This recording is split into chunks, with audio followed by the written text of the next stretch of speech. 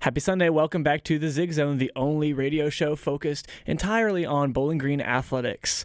My name's Holden Ruck. I'm your host for today, and I'm joined by a incredibly talented room of Falcon Media Sports Network analysts. So I'll just start to my left and go around the room and introduce them. We've got Tyler Kavalitz here, our production director. Tyler, how we doing? Great today. Excited to talk about BGSU baseball, first series of the season under the belt, and BGSU men's basketball looking to make a run at the MAC tournament. Tyler doing a little bit of double duty here. Fortunately, he's got some help. Caden Knapp, one of our women's basketball beats. How are we doing, Caden? I'm doing great. Glad to be here on this Sunday for a second time. Love it. We got Artie Abrego here, also a men's basketball beat. Artie, how are we doing today?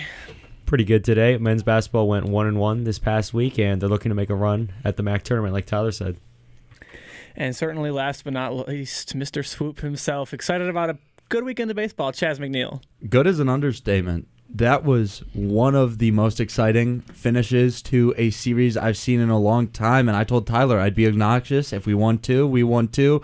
Excited to talk some baseball. Buckle in for Chaz McNeil today, everybody.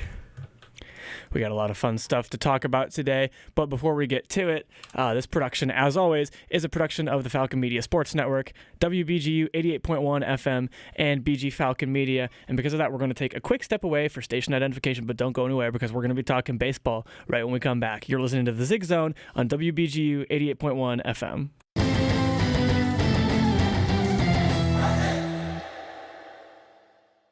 Hey everyone, Falcon Media Sports Director Lucas Kleinmeyer here. You're listening to WBGU 88.1 FM, home of the Falcon Media Sports Network.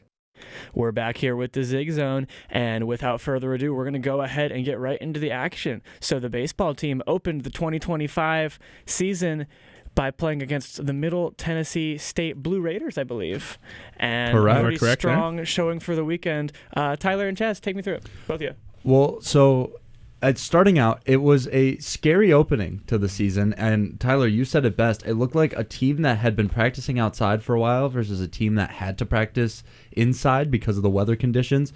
Falcons lose 18-0 to open up the season against a Middle Tennessee State team that was towards the bottom of the CUSA Conference last season. They actually lost a good amount of talent last year as well. This looked like an advantage for Bowling Green, but Middle Tennessee State came out of the gate hot, and the Falcons really needed to adjust, and that they did. The second game winning 7-6, and it was much more of a sustained effort in that second game, and it was a doubleheader too. That's the thing that made it really interesting. Was it was originally slated as a weekend series, moved to a doubleheader, and then a game on Saturday because of the weather conditions. And the Falcons, they took some pointers. Coach Kyle Halleck doing a couple interesting things just to open the season. We saw no DJ Newman pitch, but that didn't matter. The Falcons ended up getting the win 7-6 in that second game of the doubleheader. And then yesterday, the reason why you gotta love baseball, you can't stop fighting until you hear the final bell, and the Falcons did just that. They were down 1-8 at the top of the seventh, and then things just unlocked. Bowling Green ended up scoring 8 unanswered, going 9-8, or sorry, 9 was it was 9-8 going into the bottom of the ninth. MTSU would tie everything up going into the 10th. Then there would be a little bit of a pitcher duel. People wouldn't really know what was going on, and you could tell with Bowling Green what was happening there. It was a team that was seasoned and ready to just continue playing. Middle Tennessee State looked gassed at the end of that game. They looked like they were out of their depth a little bit, but Bowling Green was not. They had a couple key plays. You had DJ Newman poking home a Garrett Wright, who was he would end up being the winning scorer technically because of a passed ball. It was actually an error in center field. And I mean, the Falcons just look great. Big swings, big body players doing what big body players do, absolutely smoking that ball. It was a great game. Yeah, and I'm going to start back with that 18-0 game because I feel like a lot of people were overreacting with some thoughts about that. I mean, I don't think anyone expected them to lose 18-0, but I find it hard that people believe that this team would look amazing out of the gates first game because, like you said, I had mentioned, to our knowledge, I don't think this team's had an outdoor practice. Middle Tennessee, you have to imagine, has been practicing mainly outdoors. I mean, it was 46 degrees game one, and they were calling that cold down there. So they had the conditions in their favor with their home field. And, Nick Good got rocked early, 5 in the first inning. He settled down after. Then they put up 8 in the 8th inning. So you take out those 2 innings basically on the ends of the game, and it's not as much of a blowout as it seemed. I mean, the Falcons didn't really throw high-leverage guys after that. But like you said, the second and third games were, once the bats got going, really solid performances by the Falcons. I think pitching did just enough to hold it down. Experimenting with some new starters. Jacob Turner coming and starting, I believe, just his 4th career game. Started 3 games as a freshman a couple years ago. Was the primary closer for the Falcons last year. Got 5 saves. And comes in and delivers a really good start. 5 innings. Gave up 5 runs, but those were kind of at the back of the start. Did not walk a batter. Had 4 strikeouts, so showed the control and showed that he can go pretty deep into games, has some stamina. Halleck did some other things, moving some pieces around that we didn't really expect, Chaz. I think we expected Caden Parker to stay in left field. He goes to right. We'll see if he'll stay there. And I think the big surprise is Garrett Wright gets a start in left field for the second game, which I don't think either of us saw coming. MAC Freshman of the Year as a catcher. Yeah. Sitting right there in left field. It was definitely interesting, but I mean, I hate to say it. It really is how it is, though, especially in Group of 5 sports like this. Your regular season comes down to conference play. Yes. So messing around in those non-conference games that aren't going to matter when you go into the tournament is what it's all about. It's completely different when you go up to the Power 4 level. You're playing against ranked team after ranked team, just trying to get those big wins, because usually the MAC is a one big conference for all tournaments, basketball, baseball, all of that. So it really comes down to winning that tournament. And so to see BGSU baseball head coach Kyle Halleck experiment, have a little bit of fun with these lineups. We saw in that 18-0 game some faces that we wouldn't normally see pitching, especially in a game that is your opener. You have Nick Good starting, which a lot of us thought it would be DJ Newman. He ended up not getting the nod. Good's definitely the reasonable one after Newman, though. Yep, he's the number 2 for sure. But then Carson Sova coming up next. That was an interesting pull. We all thought he was going to be a project that we wouldn't see for much of the year. CJ Boudreau was another one, a name that, I mean, he's a freshman, right? Correct. Yeah. So you have a freshman now coming in, and then Cade Arn, who was, like you mentioned, not the highest leverage guy, not the closer that you want to come in. And I mean, in an 18-0 game, that doesn't matter, but that's what you like to see. Experimenting with these players. You've got a project, throw them out there in a game where you are getting blasted because you don't know what's going to happen. Put Garrett Wright in left field because you don't know. He might absolutely break out. Baseball, that's why there's nothing like it. And we finally saw that energy going into those big moments where the Falcons looked prepared for anything that would happen, especially in that Saturday game that Middle Tennessee State was just not prepared for. Yeah, and I don't know about you, Chaz, but I really liked some of the things I saw from the bullpen, some of the arms. Mm-hmm. I mean, 13 pitchers in 3 games. Kyle Halleck tried it out there. You loved seeing what some of these guys offer. It was a mix of new guys, mix of depth from guys that have been here for years. Carson Silva did not look bad in his appearance. He really didn't. I mean, it's tough because we didn't have video for any of these games. We had to rely on radio broadcasts and live stats. So it's kind of tough with the pitchers because we don't actually see what they're throwing, how the off speed looks, what the fastball looks like. But based on the numbers, Silva in his first appearance, not awful. 2 2/3, 3 earned runs, gave up 4 hits and 3 walks, struck out a batter. Landon Williman had a good start. 6 Ks and 4 2/3, gave up 4 earned runs but kept the team in it. Owen Poole looked pretty good out of the bullpen. Yep. Gave up just 1 run in 2 innings, back-to-back days, 1 inning each. 4 strikeouts and just a walk, earned his first save of the season.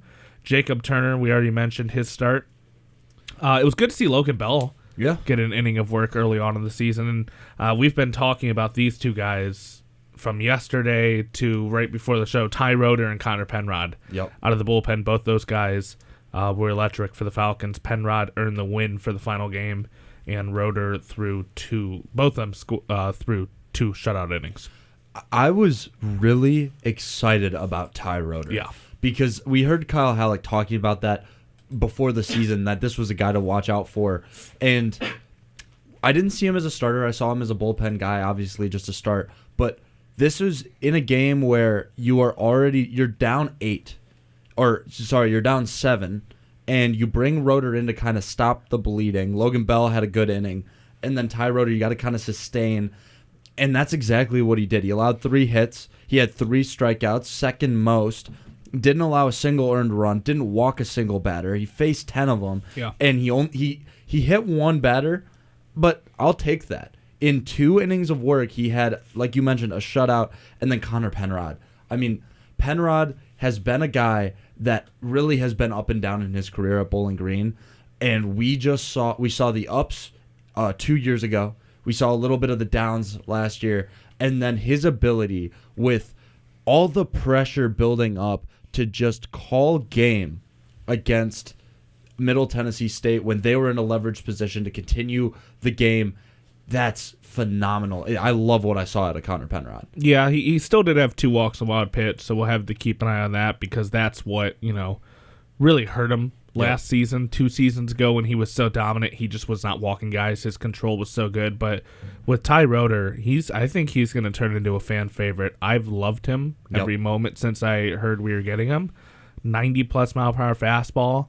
Look him up because his breaking stuff is stupid. He's a fun watch, and he's a guy that's going to be... I could honestly see him either turning into a high-leverage guy in the bullpen or filling like a Rigo Ramos role, where he's a guy that could fill in as a starter, but he can also be a bullpen guy whenever you call on him. I think that's a really good comparison. I think the thing about Rigo Ramos also was Rigo did struggle with walks.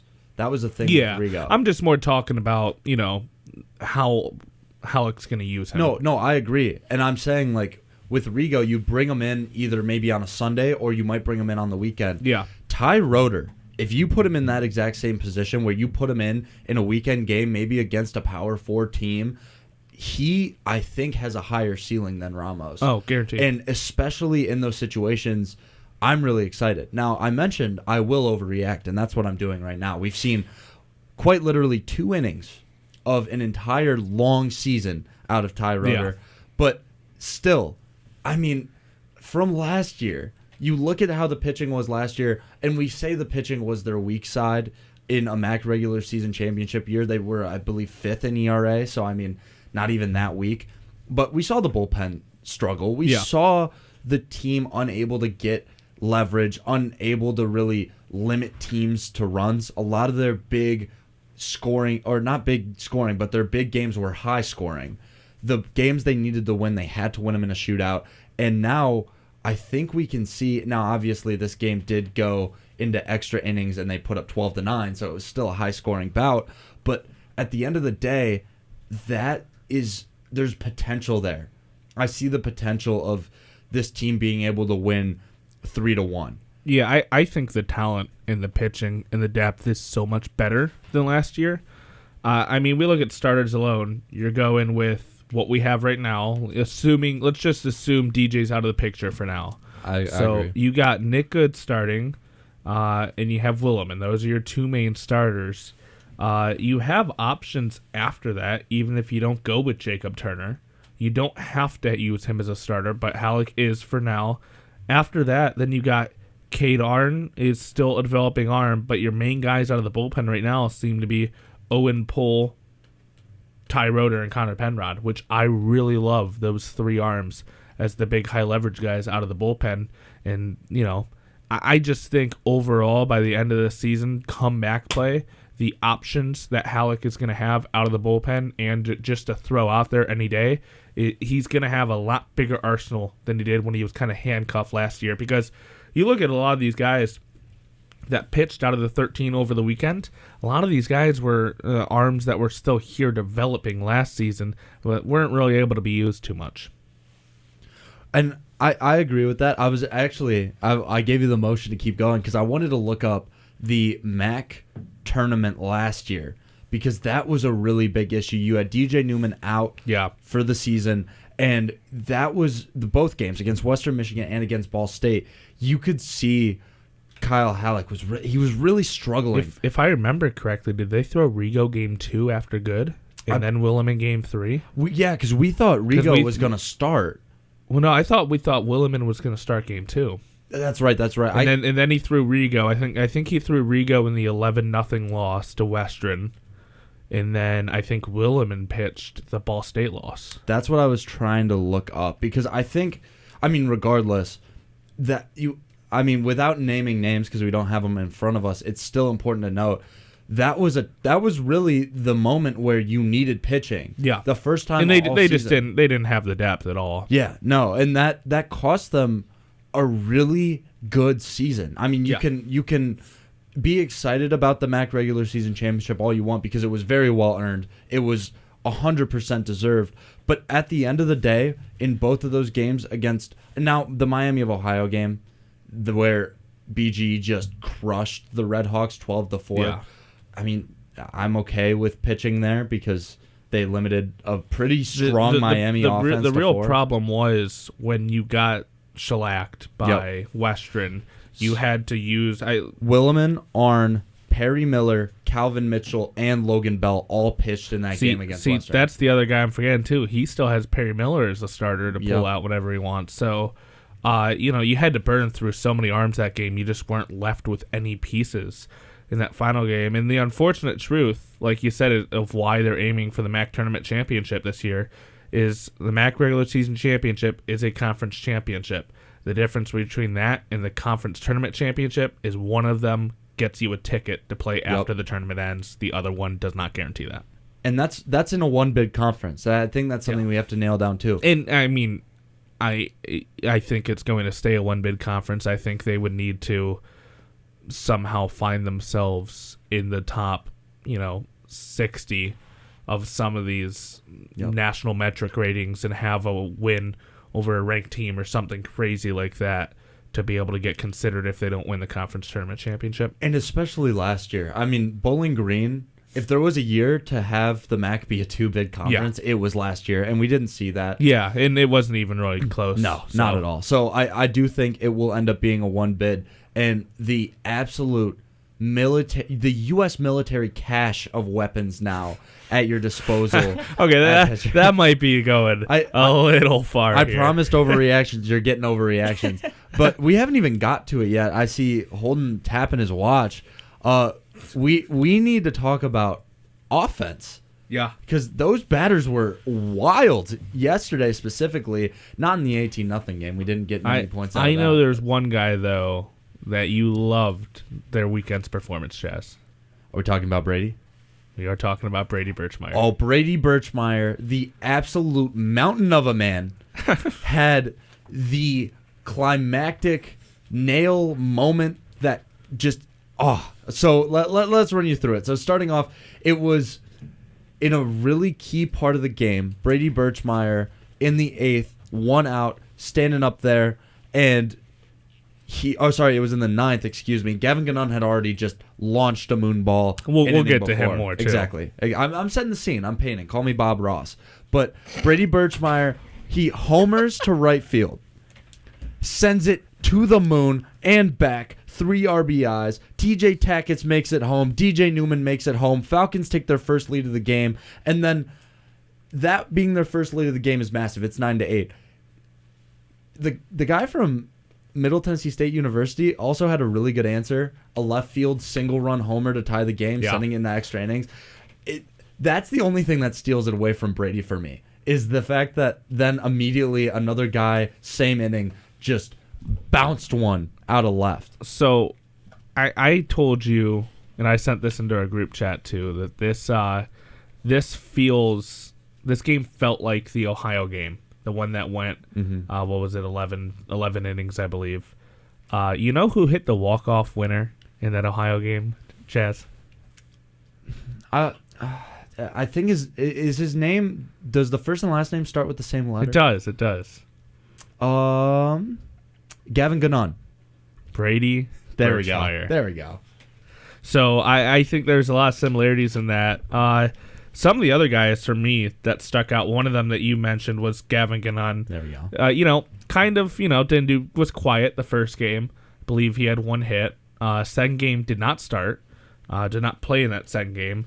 But, hard to understate what he did in that third game. 2 home runs, stole a base, 4 ribbies. So 3 for 9 overall on the weekend for him. Did strike out 3 times. So that's kind of what we expect from Gavin Gannon. He's not the most consistent hitter you're ever going to see, but he has those moments where he shows the power and the just flashy ability at the plate to make an instant impact. And then for me, the other guy that really stuck out is, we'll see exactly how this last name's pronounced. For now, I think we're going Antillion. So that's what Halleck said. That's what he said. And so we're going to go with Antillion. He's not a coach to get the last name wrong. No. So Gunnar Antillion, in his BGSU debut series, 6 for 13, led the team in hits and batting average, drove in a run, walked once, struck out once, had a double and 2 stolen bases. To me, he was the breakout star of the weekend, because I think we knew about Brady. We knew the power was there. We had heard stuff about Antillion's offense. His defense had been hyped up, but to see him make an impact like that at the plate and get on base so many times in the first series was huge for me. I think you're right about that, and I think if Antillion continues to play the way he has, I think we might have to start talking about Coach Halleck as a very good transfer guy. Yeah. I mean, you look at Landon Roque and Leighton Banjoff. Landon Roque at the 11th hour. Exactly. I mean, these are guys that he's bringing in. Now you've got Antillion up to bat, so to say. I mean, come on. Antillion is going to be good, and he's going to be an even better fielder, which is ridiculous to say. Now, was there anyone that, because I have a few names here, I want to see if you're on the same wavelength with me.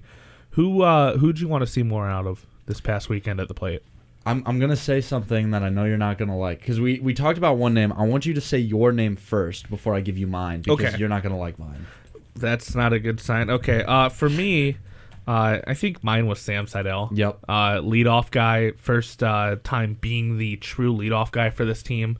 After Nathan Archer was just that guy that would not get moved out of that one hole spot the past couple years. Goes 3 for 15 on the series. Does drive in a run, but strikes out twice. It just tough out to see out of your leadoff guy, a guy that gets on base so often for this team, to go 3 and 15.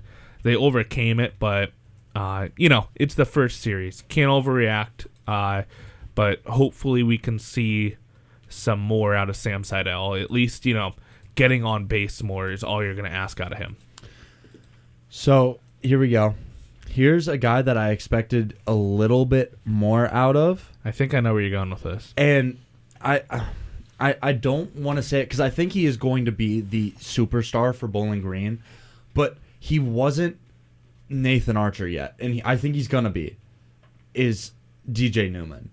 DJ Newman, so hear me out. Obviously, not a single Bowling Green player recorded a run against Middle Tennessee State in that first game. I'm just going to wipe that slate clean because why talk about a game where nobody scored? But against Middle Tennessee State in the win, in 5 at-bats, he did have 4 hits. That was his best game, and that's what I expected to see sustained. He had a run. He had 2 RBIs, and he was very solid, 444 batting average. He wasn't struck out. But then in a game where he really was needed, against MTSU yesterday. He was struck out twice. He went 1 hit with 2 RBIs. Now that 1 hit he did have, though, that was the game winner. That brought home Garrett Wright. But I expected just a little bit more out of him. Yeah, I mean, I don't want to overreact to him yet. I mean, he still batted .357 in the first series. Exactly. He had the second most hits on the team, tied for the third most ribbies on the team, had an extra base hit. The one I was hoping to see a little more out of, too, was TJ Tackett's. But I've been going back and forth on this one. He still batted 3 for 10, walked 4 times, only struck out twice compared to that, had a double.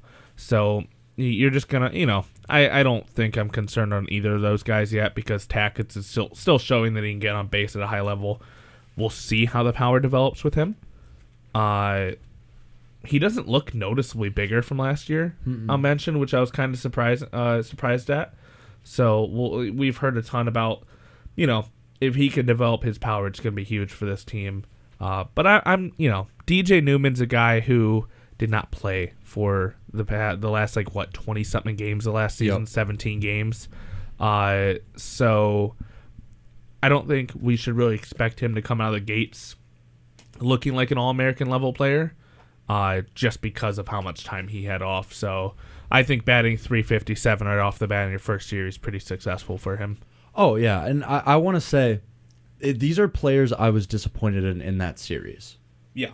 Not anything other than I'm not disappointed overall, but just I expected a little bit more out of Sam, but Sam is an on-base monster. I'm not worried about him down the stretch. He's a veteran. I think, there might be an adjustment period batting first that he's not exactly used to, but I think he'll be fine. And, another name to throw in there just because it was a bad loss, Nick Good.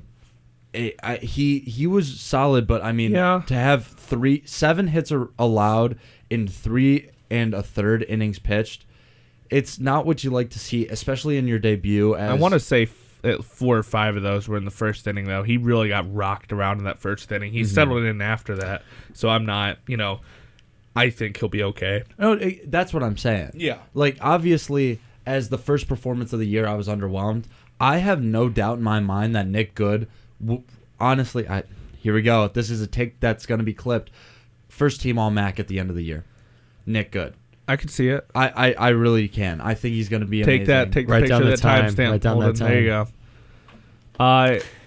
But I think overall, seeing this team battle adversity first series of the year and be able to kind of gel together and rally, you're down 8-1, you're down 6 going into the 8th, and you come back and you rally and come away with 2 out of 3 wins against, this Middle Tennessee State team's probably going to finish around where they did last year, but they are a team that has the advantage over you right now because they've been outdoor practicing. So to win 2 out of 3 against them, I believe this is the first time BG's opened with a season series victory since 2022, I believe is the year. So all in all, I think it's really successful first series for this Falcons team. I couldn't agree more. Also, I believe that was their first series win against Middle Tennessee State in the entire history of playing them. I believe you're correct with that. It was 16 total games, including this series, and they've played 16 games since 2007. So not a long-running series. And last season, best year BG has had in, some could argue, 2 decades. Went 1-2 against them. And they went 1-2, and they didn't look relatively strong either. No, yeah. And just harkening back to the offense, I think something we were concerned at after the first 2 games is the lack of power with some of the guys they lost. I think they showed that in the final game. So I really think they check-marked most of the boxes that we were looking for this first series. I am so excited for this team to head up to Spartanburg. I think that is going to be the first game of the year where we see them actually show up and show out. Yeah. Because I haven't done a whole lot of scouting into USC Upstate just yet, but not having that Cincinnati game as it was canceled just a couple days ago. Which, right decision, by the way, with the weather. I think they're going to go into that game hot. And versus against a decent Cincinnati team, you might find a bump in the road. It looked to me kind of like that Ohio State game early on in the year where the Falcons had to travel to Ohio State midweek, and then they looked a little sluggish going into weekend play. I'm excited for them to get a week off and head over to South Carolina and take on a couple pretty solid teams. Yeah, upcoming for the Falcons, as he just said, a Friday, Saturday, and Sunday games against USC Upstate, Presbyterian on Saturday, and then Sunday again with USC Upstate. Tyler and Chaz, I want to know just, kind of gut feeling for each of you, if you have to just give me a name, best pitcher, hitter, and then defensive player of the weekend. Who are your guys? We're probably going to differ on some of these. For me, I think it's tough between Brady and Antillion. I think I do have to lean Brady, though, because of the clutch hitting and the amount of power hits that he had that were so big in the game. I mean, Antillion did go for 6 for 13, but Brady drove in 5 runs. So I'd go Brady as my best hitter. Pitcher, I'm going to go Penrod. I think Penrod was huge in the win. He pitched the highest leverage innings of any pitcher this weekend. Did not let up a run in 2 innings and struck out 4. So I'd go Penrod. What was the other one? Fielder? Mm-hmm. Yeah. I'd probably go Antillion. First time at short, holding down the infield. I think he looks solid there. And there, one thing I was surprised at is how bad defensively Middle Tennessee was. They were horrendous defensively. They did not look poised at all. I mean, they had 3 errors in a game they had complete control of on Saturday. You can't have that happen. Yeah, then you look at the Falcons, and you had Antillion did have an error, but Gavin Gannon had 2, Parker had 1, and I believe it was Sloan had the other one. But overall, I think they played okay defensively. I think some of those errors were in the big innings. So I'd probably go Antillion. I think first start at short in a new infield. I think he proved why Halleck talked up the glove. Chaz, how does that match up with your takes on the matter? So I think I'm going to go, because Tyler said this earlier on, my biggest surprise and my biggest excitement is Brady Birchmeyer. I really liked what I saw out of him, because especially as he was a redshirt freshman last year, he's just now a sophomore. Seeing what I saw out of him, I mean, I can see huge upside. Like, this is a guy that I didn't think I saw as much upside. He was more of a surprise last year, and I'm surprised now, but in a completely different way. He's completely blown away my expectations in the first game, or the first couple games. We'll see how he does, but that was my biggest surprise. And for pitcher, Ty Roeder, I mean, he was unreal, and I'm excited. I really do like how he's going to slot in the future. I think that's what got me excited. And then defensively, this is a little bit different, but I do kind of, I don't know, because I think defensively it's a little different, because Antillion is the guy that I expected to be absolutely lights out, and he had an error, but besides that, you're right. I like seeing Garrett Wright in left field, though. I mean, that was something that I really like to see, and if we see a couple more games where he's not behind home plate and we can kind of see how he slots in as just an all-around guy, I'd be excited. I think now, too, thinking, not to drag this on too long, but I think it was perfect in the way of putting him in left field, because you're able to keep a guy in as a designated hitter, like a DJ Newman. You keep DJ in the game, and you keep Garrett's bat in the game when you want to give him a day off behind the plate, because I don't think we can expect Garrett Wright to catch every single game this year. There's a reason you still have Cooper McKenzie and Zach Horky on the roster as backup catchers. So I think if he can be an average defender in left field, put him in there on his off days. I think it's a really smart move by Halleck. Seems like a good way of utilizing somebody and kind of making the most of the guys you have when they have that keeping their bat in there when you don't want to burn up his body. One more question I think I have for you guys. If you had to pick one thing that genuinely, and I think we kind of touched on this, but one thing that surprised you the most about this weekend, or did it, go more to your expectation? I want to start off on this one, because there's a moment that I was very surprised about, how poised this team looked in that Saturday game. Because I don't want to say it, but one of the fears I had about this team going into this season was, over the past couple of years, Bowling Green baseball has struggled. The fear I had was that last year was an outlier, and I think that's a valid fear to have just with the program. I've got utmost faith and respect in Kyle Halleck. I was waiting to see how this year would go. That first game, that was a tough one. The second game, seeing Bowling Green be able to take a game away in a close win, I had faith. But to see them down 1-8 A lot of these guys on this team are new faces. You could tell the veterans had stepped up. They had instilled something into the younger players, and because of that, this team was able to fight back, go and get a win on the road, opening series, take the opening series, 12-9, 11th inning. That was something to me that looks to me like a team that's ready to run it back, that's not happy with what they had last year, despite it being one of the best years they've had in program history. I'm going to agree with that one. I think the fact that they were able to orchestrate such a big comeback after being down, they lost 18-0 the first game. They were down 8-1 in the third. It kind of looked like a repeat of the same game that they played in the first one, and they battled back. The pitching stepped up. The hitters got the bats going.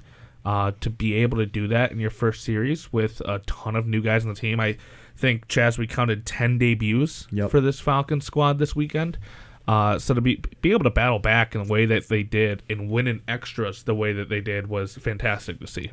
It's close to the most excited I can remember being watching a box score and not even watching like an actual game, just having the live results pulled up from the Athletics website. I mean, I was like getting excited, just like sitting there looking at that, and it's not even the real game. I mean, that's probably the second most exciting baseball game I've seen since I've been here at BG, and I think it's only second to the one that I called in person, which was the Ohio game, the 11-inning thriller. But that's definitely the most exciting road game that I've seen by this Falcons team, and probably arguably the most exciting road game under the Halleck era.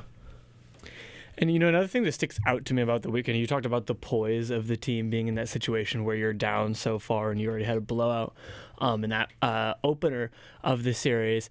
And I think it's really easy, to Chaz's point, to look at a season as successful as last season. And I think you always have to consider, like, okay, was there like a little bit of flukiness here? Is this really like sustainable, whatever? And I think everything we have also, jumping on the overreacting train a little bit, says like, yeah, like these guys, now that they've been there, they kind of know what it's like to win and find ways to win. And I mean, I think, if it had been just sort of an outlier season last year, that we wouldn't have been able to see that battle back in the final game. Yeah, this is probably early saying it, might be pulling a Chaz here, but I do think, looking at the roster, this team has a mix of everything they need to be a championship team again. They have the veteran leadership by some guys on this roster. It appears that they're going to have enough depth at pitching. They have enough big arms for big moments and high leverage innings, it appears, in the pitching department. They have power bats on this roster still. They have a lot of contact and high on base guys. I really see that this team has the potential with this current roster to have another championship run in them. It's going to be a long way till we figure out if they actually do. Again, the real season for MAC baseball doesn't start till conference play. But like I said earlier, I think this team checked basically every box I was looking for them to check in this first series. Last thing, they've got a weekend coming up in Spartanburg, South Carolina, with USC Upstate and Presbyterian as the opponents, twice for Upstate, once for Presbyterian. Will be nice for them, by the way, Saturday. to escape the cold and play some baseball in the warm. Most definitely, I think, because they'll probably all be appreciative of that. What do you want to see from that weekend series? I think we all talk a lot about how we don't care as much till it comes to conference play, but I don't know. What do you want to see? A big thing I want to see is starting pitching step up. Yep. That's the one box I think that I did not see checked this past weekend. If I could see 2 out of the 3 starts being quality starts, I would be ecstatic. Do I expect that? I'm not sure. I think you're facing teams again that have been playing outside longer than you have, and there's definitely you're in the disadvantage in that area in terms of being trained and being ready to go. I really view non-conference play as spring training for these MAC teams. Like, this is the period where your pitchers and catchers are getting warmed up. So if I could see 2 out of 3 starts being quality, I would be over the moon happy. But that's probably the one main thing I'm going to be looking at, is to see, one, who Halleck throws out there, if he goes with the same 3 guys, or if we see someone like a DJ Newman, like a Perry Miller, make an appearance at a start. And then just, performance-based, see how it goes. I'm the exact same way. I'm going to be more specific. I want to see DJ Newman start. That's my number one box I didn't get checked, and we're not going to know why he didn't start. If it's just ramping up, I'll de-escalate a little bit. Not him starting. I just want to see him come out of the bullpen, at least. I want to see him on the mound in any stretch of the imagination. And if he's not, then maybe the question bug will pop into my head. What's going to happen? Are they saving him for MAC play? Yeah. But we're just too early in the year for me to really know. So to have that question answered early, I'd be excited about. But I love what I saw out of the bats. I love what I saw out of the bullpen, and I love what I saw defensively. One last thing, Chaz, Tyler, where can we keep up with any content you've got coming out? What have you got coming up here for the baseball coverage for Falcon Media Sports Network? You can head over to bgfalconmedia.com. We'll have, if you click on the sports tab and you go to more sports, that's where you'll find all of the baseball stories. You can also keep a follow with both of our X accounts. We post a ton about the team, any news that we have about them. So if you check out both of those, mine is at @TCavlet Sports. Chaz is just your name. It's just my name. Thing that trips people up, it's my name in all caps, CHASMCNEIL. The capital I is a lowercase l. Don't understand why, but you can check either of those out or go to bgfalconmedia.com and all the content will be there. And also, this week on the Swoop, check it out on Tuesday. It'll be uploaded on bgfalconmedia.com at around 6 p.m. We might be talking some bat and ball, so you might want to tap into that as well. Artie and Caden, who are in the studio right now, maybe even Holden, will be on next, or I guess this upcoming Tuesday. A lot to look for there. We are going to move on a little bit, and we're going to briefly touch through the hockey action from this weekend, although it was not a CCHA series. The hockey team traveled up to Plymouth, Michigan to compete against the U.S. national under-18 team in an exhibition game. The under-18 team, prior to that matchup, entered 2-14 for their stretch of season, I guess I'll call it, against NCAA competition. They did, in fact, come out with a 6-4 win against Bowling Green. But I think I'd probably speak for most of the hockey watchers when I don't think it's really a cause of any significant concern. You know, it's an exhibition. You know it doesn't matter. And in critical time in the CCHA, I don't think... It's kind of like all-star game in my mind. You know what I mean? I don't know how you can expect a team worried about its season to, put everything out on the ice in an exhibition like that. Well, also Ben Korak and Nathan Burkett talked about it quite a bit. The players on that under-18 team a majority of them are committed to Power 4 hockey programs. And they're players that are probably going to be playing in the NHL and playing at high levels. Right. And you look at it, I mean, again, it's realistically, guys that are better prospects than you'll see at most programs the level of BG. So it's, I don't think there's any... I also think from what I saw, I don't think that we were throwing everything at that game. I think Willie kind of looked at it, let's get out of here healthy. If we win, we win. It's great. If we don't win, it's not going to matter in the grand scheme of things. So... I think it was a good opportunity for the guys to go against some of the top guys 18 or under in the nation. But I really don't think they put too much weight into it. And another thing about that game as well, and about the overall energy of that BGSU hockey team, is Willie loves experience. The thing about, I think the most palpable difference we've noticed about Willie versus a couple of the other Bowling Green hockey coaches of the past is he looks at this adversity. He said it against when Bowling Green lost to St. Thomas in a tough game where St. Thomas's goalie had quite arguably the game of his life. Those losses still shape you, and it doesn't have to shape you in a bad way. It helps you grow. It helps you build. You're going up against great competition, win or lose. You're going up against these Power 4 commits. You're going up against these great hockey players. Even if you don't win, you played against great hockey players. You got that experience, and I think that'll do wonders going into Bemidji State, going into what's that last game of the year?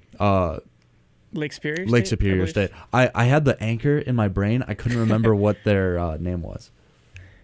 Yeah, I think everything you said is pretty spot on the ball there, and we will certainly have more to talk about inevitably as the Falcons for the ice hockey season will continue next, as you said, by traveling to the Sanford Center in Bemidji to take on the Bemidji State Gophers. Sir, or no, they're the Beavers, not the Gophers. The Gophers. Wow. No, Gophers. no. New team in the conference. New Yeah. team in the CCHA. New debut. The Bemidji State Beavers. Meavers. Wow. Beavers. my We got gosh. 2 new teams in the A conference. Meaver It's expanding. and a You got a Gopher. third try, Holden. Don't worry. You can do it. Bemidji State Beavers. There you go. There Third you time go. the charm. Good job. Where We'll is have Bemidji? That is Minnesota. a valid question. Minnesota. Okay. Oh, yes. Are we sure it's a real place? Well, Ask Have we Benjamin looked Franklin down? Korak. Korak and Sean Connolly should both be on the call from Bemidji, so we'll be able to hear from them firsthand about that. We are approaching the second hour, and we're not there yet. In the second hour, we're going to talk about both women's and men's basketball. But before we do, I'm going to recap one of our non-revenue sports that had a big weekend because it's also going to lead into today's trivia question. Whoa. Oh, yeah. You sound I effects, right? appreciate the commitment of you bringing a real falcon into the studio and letting it do its screech. It's And been there it pecking goes at out the my eyes window. all show. In the world of track and field, the women's track team in their indoor season has been on just an absurd tear. Top 10 program marks in countless different events have been slowly worn down. We've had a lot of athletes placing in the top 10 for their events, and in particular, the distance runners, who I think, I've been the biggest, advocate of in Falcon Media Sports Network. They're just incredible. I mean, they're doing ridiculously strong things. Kylie Cubison, a junior, and Reese Riemann, a freshman in particular, have been really, really strong for the team. This weekend, they reached their third number one all-time record for the indoor track each. So Reese Riemann broke the mile record 2 weeks ago, and then this weekend at the Grand Valley State University Big Meet in Allendale, Michigan, she ran a 2:08 in the 800-meter run, beating the previous school record, which was 37 years old, by the way, by just 0.01 seconds. Got her a third-place finish in that event as well. Kylie Cubison then ran the mile later in that same day, an event that Riemann set the record in 2 weeks ago, and beat that record herself by about 4 seconds, running 4:42. So between those two, that's 4 program records set between those 3 events, the 800, the 1500, I believe, for Cubison, and the mile. And then on Saturday, the only event for the Falcons, this was a 2-day track meet. The only event for the Falcons on Saturday was the distance medley relay, which consists of a 1200 leg, a 400, an 800, and then a 1600. So Reese Riemann ran that 1200 leg. Sprinter / shorter distancer Kirsten Franklin ran the 400. Rachel Hoover, another really talented freshman for the team, ran the 800. And Kylie Cubison ran the 1600. And their overall time was 11:21.85, which also breaks a school record by almost 4 seconds, a school record from back in 1999. So, I mean, these distancers in particular, Cubison and Riemann, are responsible for now 4 different events having new records, and those records being broken more times than that in this indoor season. It's not even over because they have another meet in Ann Arbor hosted by the University of Michigan before the MAC Indoor Championships. So, I mean, really, for a sport that does not get a lot of attention, really, really incredible record-breaking stuff happening. And we are going to move on from that for now. And, oh no, I closed my rundown. But that's okay because I have a trivia question, as I said. And the setup for this one's a little less BG related, but because track and records have been so prevalent for us in the recent days, I'm throwing out one that if you're engaging with, popular outlets, sports outlets, international sports outlets, there's a decent chance that you've seen at least one of these. And if not, I'm disappointed in you all, and you should be reading up on some more track and field. And so the question I have for you is to name me an indoor track world record that has been broken in the last week. Are we going right You now, can- or are we doing you it can- after the You break? can take some time to deliberate. We've got a little bit of time till the hour mark, so you can take some time to deliberate. An indoor track world An record. indoor track world record that has fallen in the past week. Got it. Because there have been, I believe, 4 Got in it. men's international Got track. it. It's the 400 meter. Chaz seems pretty confident about the 400-meter run. Does anybody Who have did it, Chaz?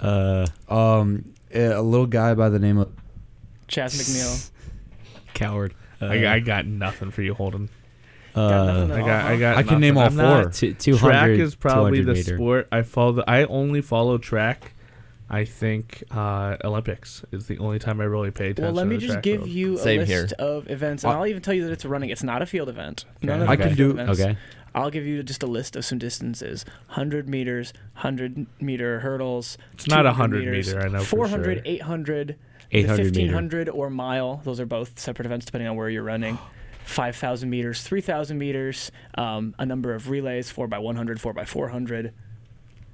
You got a pretty wide. I've I got might all have 4. it. I might have I it. have all 800 4 off the meter. dome. 800 meter. Okay, Artie's going with 800 meter. I'm going Do with I the do I have mile. to name a You're name? going with the mile. Mile. You don't have to name it. If you name a name, I'll be very impressed. Wally West. I don't know. Wally West. Wally West. Louis Zamperini. Is that a real person? Oh, he went to the Olympics in 1940 something, and he got stranded. Read the book Unbreakable. Oh, dude, I've Yeah. seen that movie. Yeah. Yes. Read a book, Artie. Oh, I've seen that movie. Caden, any thoughts? You got to pull events. You just got to pick one. I'm trying to think. I'm guessing it's one of the hurdle ones. Not sure which. One of the longer hurdle ones. You want to go with just hurdles as a whole? Yeah, we'll just go with that category. If he wins, that's cheating. So what are my final? I need my final answers one more time, Tyler. Mile. Something to do with hurdling. 800. The 100 meter hurdle was broken. The 400 was broken. The 1500 meter was broken, and the 3000 meter was broken. I hope he's over 4. So just for the sake of bookkeeping, Chaz, because you are 0-2 on this show in trivia so Can we far. go 0 for 6? Because there are 4 options, if you give me 4 guesses, I'm going to count it as a miss for each missed Oh, answer. no. Count it. So if you He want to already just give did me it. one guess, He already locked in. That I- can. Okay, I'll and give you're you. only risking 1 miss. He already locked in. So do you want to add? You have a better ratio, or do you want to get on the board? Can I double down? You Can we make each correct guess worth double? And if I get it wrong, No. it's worth double. You want to go like 1 for 22 after that? Okay. You can. 100 meter hurdle locked.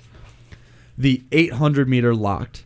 3000 meter locked. And yeah, screw it. I'll go 400 meter locked. Okay.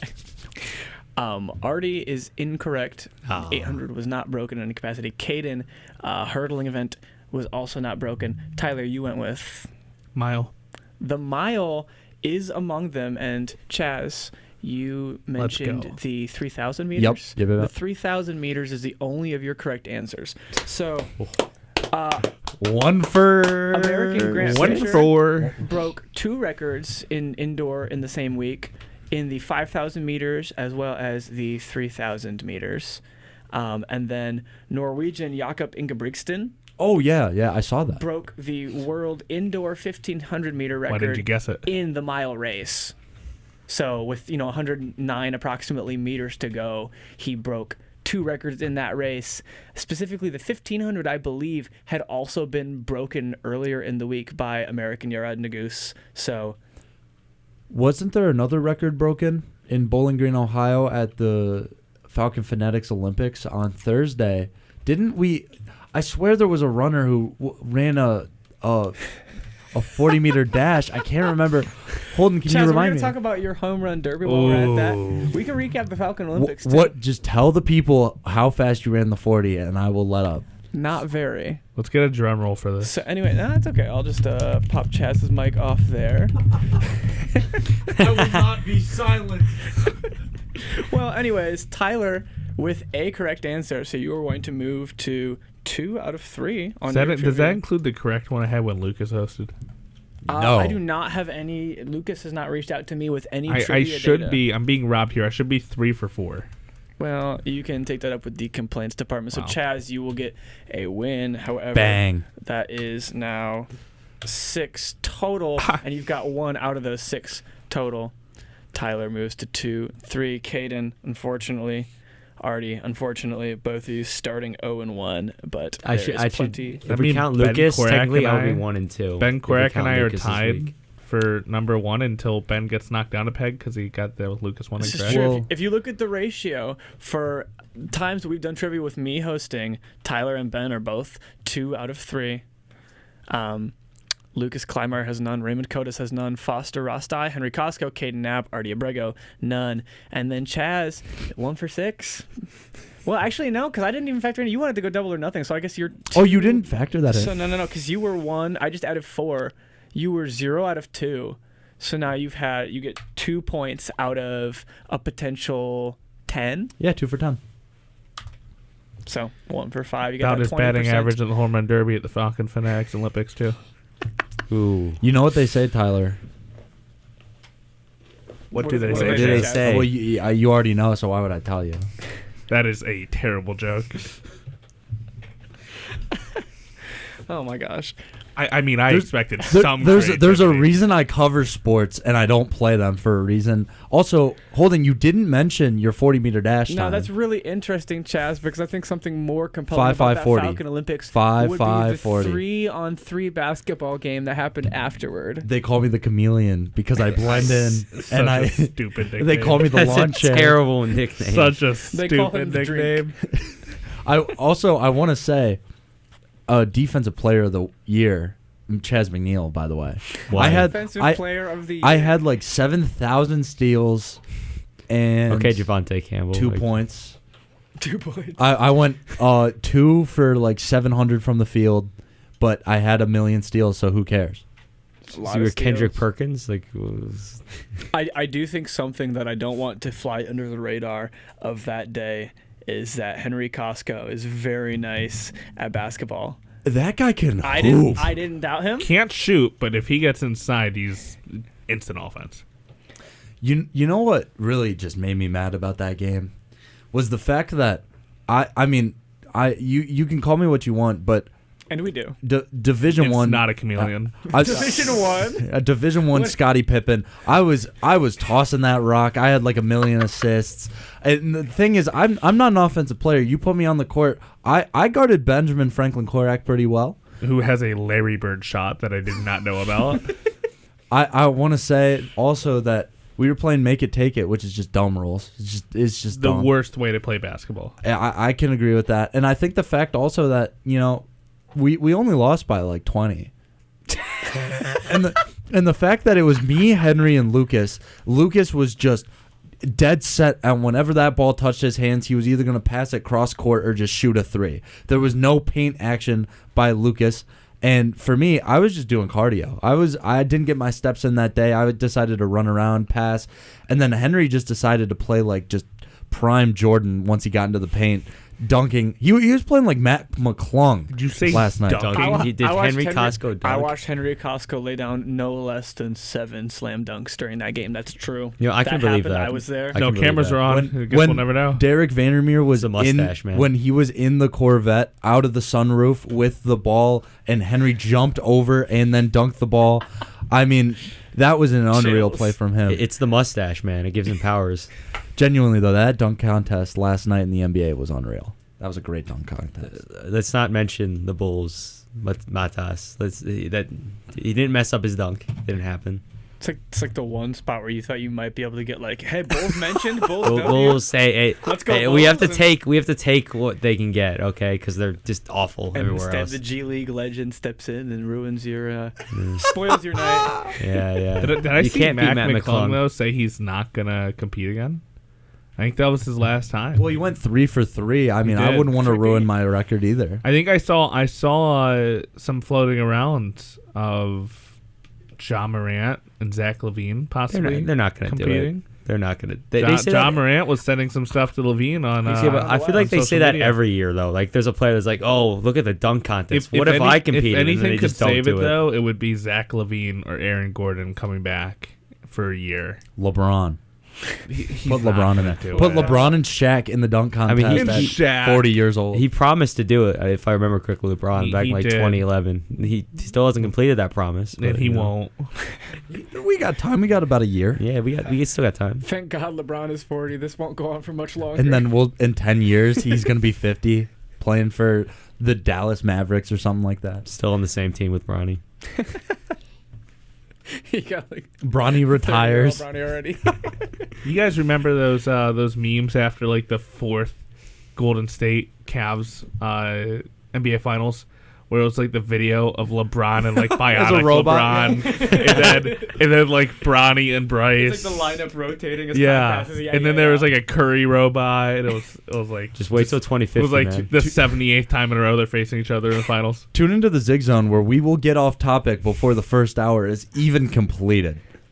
Sometimes you got to take a little break from the hard coverage, but as you say that, Chaz, we have now reached the top of the hour, so we're going to step away again for station identification, and when we come back, we got plenty to talk about in the world of hoops. Both teams with, well, like I said, a lot to talk about, so don't go anywhere. You're still listening to the Zig Zone on WBGU 88.1 FM.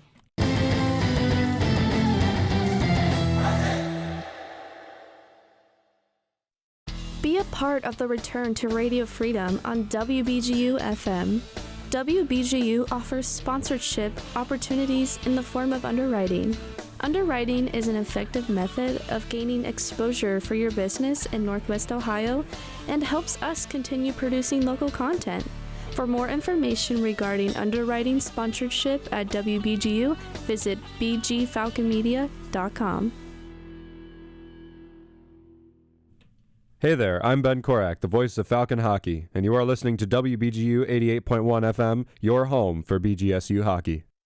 Welcome back to the second hour of the Zig Zone. Hopefully I will trip over my words a little bit less than Chaz McNeil pointed out that I did when we were on break there. But without further ado, let's go ahead and get into some hoops. And we're going to talk about the women's team first. So, Caden, kind of a quieter week for them. Only one game since the last time we were on this show. So go ahead and talk about it. Central Michigan.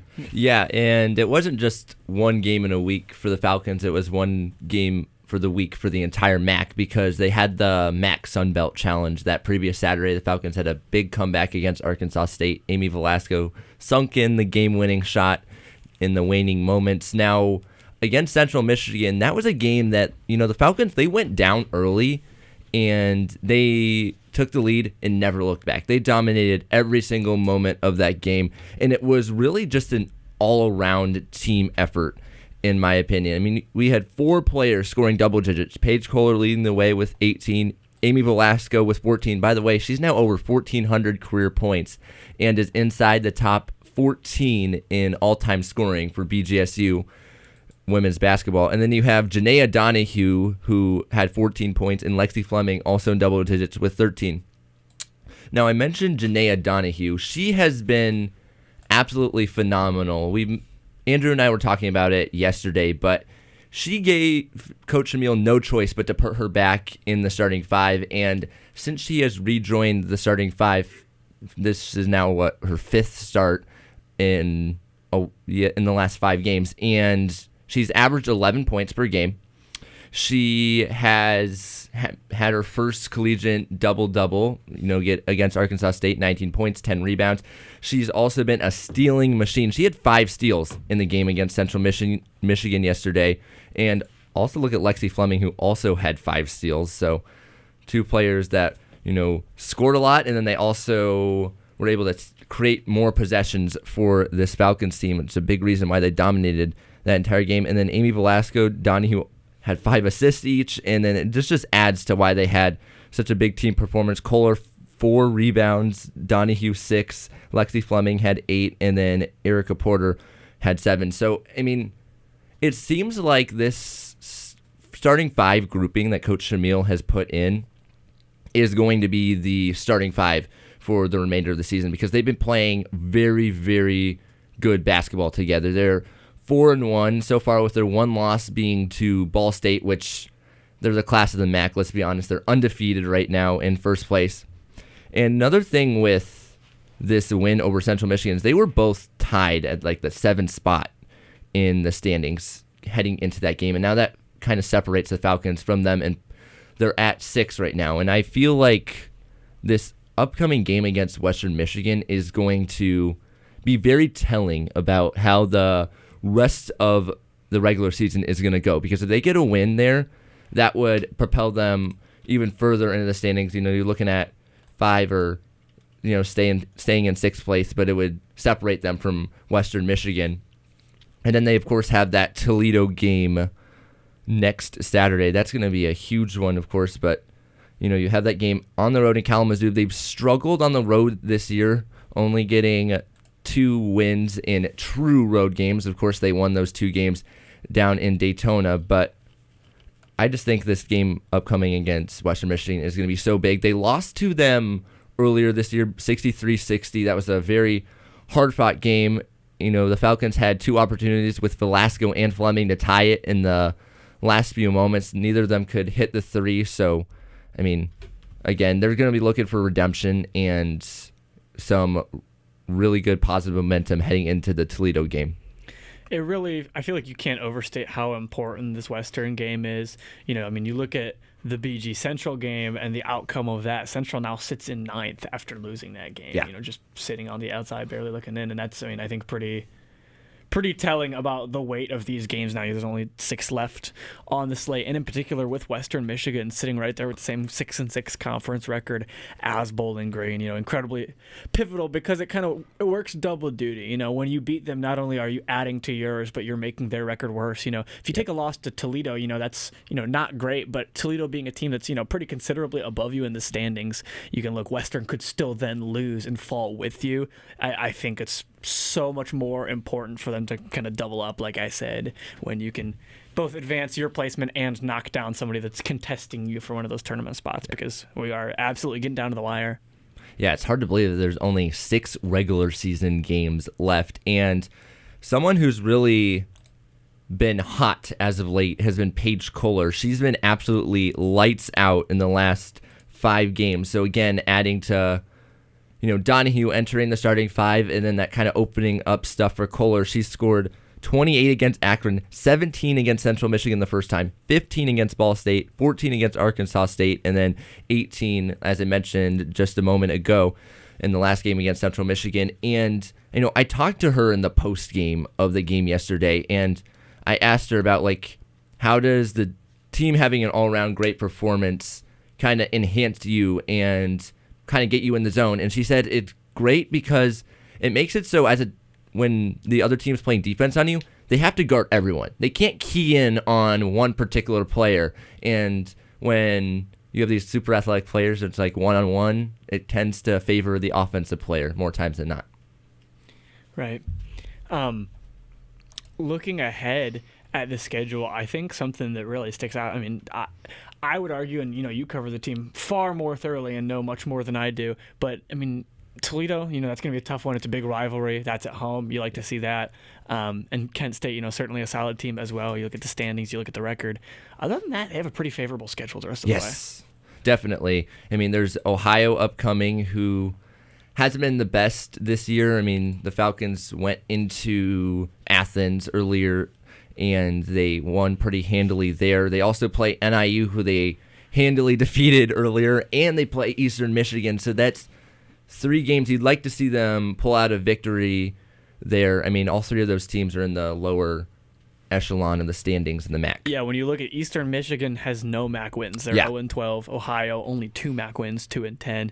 And for a 19 overall record to go with that, Eastern, even worse when you look at the overall 1-22. 1 win out of 23 games. Just not really a team that you're worrying about. And obviously the last thing you want to do is think that and then get beat. Yes. But I also think by the time that game comes around, it's kind of the last game, they should realistically be pretty well set by that point with the stretch they have ahead, I would argue. Yeah, and I think for the Toledo and Kent State games, even if they don't win them, as long as they keep it close and really competitive, I think that will continue their positive momentum. Because, they've been really, really good at home this year, and those 2 games are at home, so that kind of favors them to an extent. And they're also playing them for a second time. When you play a team a second time, like Paige Kohler kind of told me yesterday, you see film, with your team against them in that particular season. And it just makes the prep a lot smoother and just easier. It feels like the kind of thing, sometimes teams are just outmatched, but like if there's a team and you're competitive, being able to play them an additional time, I feel like there are a lot of times, and this is very anecdotal, I recognize, but there is a lot of times when you could see the losing team from the previous matchup has like a lot more that they can, adjust. Yes. Not that the winning team doesn't by any means, or that they didn't win for a reason, but even so, I think there's a lot to be learned from those earlier losses. What if you got to circle, looking ahead on the calendar, you got to circle one of the remaining 6 regular season games. Which one are you circling? I think I kind of know my answer. I think I'm going to circle the second to last MAC game of the regular season against Kent State on March 5th. The last time they played Kent State was on New Year's Day this year. Tyler Kavelitz actually joined me for that. I would say this Falcons team, on both a confidence level and just a rotation level, is completely different. I mean, it's night and day. You have Lexi Fleming, who, was pretty much just back from injury in that first game. Now she's been back. She's playing in the 30s minutes-wise consistently, and I feel like Erica Porter's gained a lot more confidence. Paige Kohler is on fire right now, and, of course, Donahue on top of that, gaining a ton of confidence and really getting exposed to MAC play and getting comfortable with it. I have to kind of agree with everything you're saying there. I think it ties back in to, what we've said the past weeks and Lucas has said as well. It really feels like the starting 5 is kind of finally settled into fruition, and it feels like the team is a lot better off for that. The one that came to my mind, and we already touched on it, I recognize, but I just feel like with as kind of bottom feeder in the standings realistically as, Northern and Ohio and Eastern Michigan are, that Western Michigan game, just with them being tied on the record, this next one, team that, lost to earlier in the season by 3 points at home, going on the road to them, feels like a big one. I think that has as much potential to create positive momentum for them as any other game. Whereas, same with the Toledo and Kent games, because those are, teams that have, I think, shown to be a little bit better. Yeah. And, we've seen they're, 6-6 right now in conference play. So many or the entirety of MAC play pretty much for them has been so up and down. So you're either at the highest of highs or the lowest of lows. And, with a Western Michigan win, that kind of gives you some sense of stability and would give them their 4th MAC win out of the last 5, I believe, would be the number there.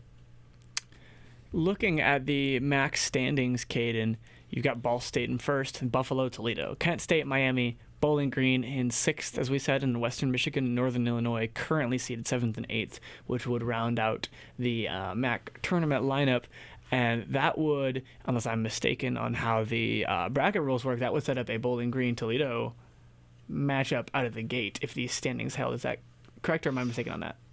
I'm not entirely sure yet about that, but we'll see as we get closer. Well, let me phrase it to you like this then, because obviously that's just one potential eventuality, and we know that these standings are not necessarily final for the year, even though they could end up, very close to this. What do you think, based on what you've watched, is a team that you would like to match up with the most of the teams currently ahead of you in MAC standings? You got Ball State, Buffalo, Toledo, Kent State, Miami. I want to see them play Buffalo again. The reason I say that is because in the game at the Stroh Center earlier this year against them, it was, I believe, the 3rd MAC game. And again, with the Kent State thing, it's just a totally different team. But that game, they went out and I believe they led 13-2, and it felt like all the momentum was in their favor.